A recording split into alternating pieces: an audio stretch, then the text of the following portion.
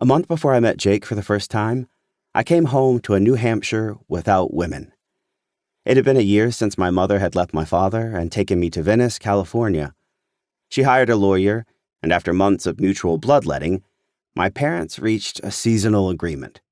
I was to spend my semesters in Los Angeles and my summers, from the last day of school to the night before Labor Day, in New Hampshire. After my mother left, my two best friends, the neighbor girls from across the street, moved away. Without them, I can hardly remember any women that summer, outside of the postal worker, waving as she drove past in her doorless Jeep. My house had always been a place of women. Aunts, cousins, family friends. Now there was only a cat, my father, the brown-spotted Dalmatian, Dr. Chips, and me. Theron David Alden. That talismanic namesake left from my grandfather. 15, and still a year from a 10-inch growth spurt that would leave lipstick purple stretch marks on my back and improve my quality of life profoundly. Dad's new pickup idled in the little loading area at the Manchester airport. It was moss green and roughed up. I couldn't tell if this was a heightened effect. He'd long been obsessed with hiding the small wealth he'd accumulated from his one-man architecture firm, posturing with blue-collar locals as if he were just one of the guys.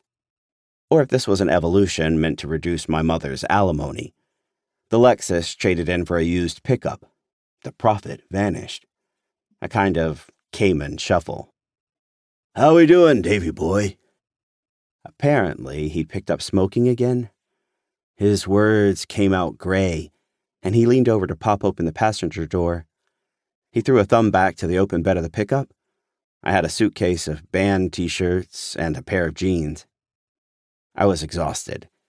My flight east was convoluted, threading across the country, catching connections in Albuquerque and Philadelphia. I could have flown direct from LAX to Logan, adding an hour to my dad's drive, saving my mother money and grief. But Dad refused. He told my mother if I wanted to fly into Boston, I could figure out how to get to New Hampshire myself. This was the bland struggle my parents had developed, where victories weren't about how much one could win, but how much the other could lose. "It's David, Dad," I said as I climbed into the front seat, scooting the dog over.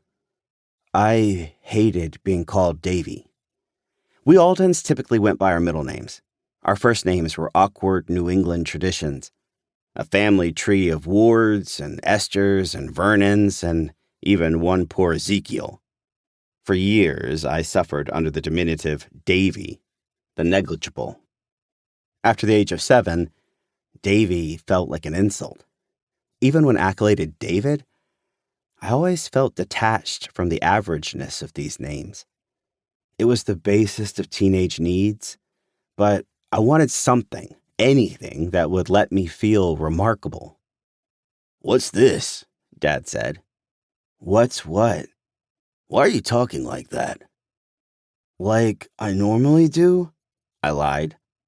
I'd started forcing my voice a half step lower than it was to sound more manly. "Either you went through puberty on that plane ride or there's something wrong with you. Do I need to take you to the doctor?" I ignored him and put my head to Dr. Chips.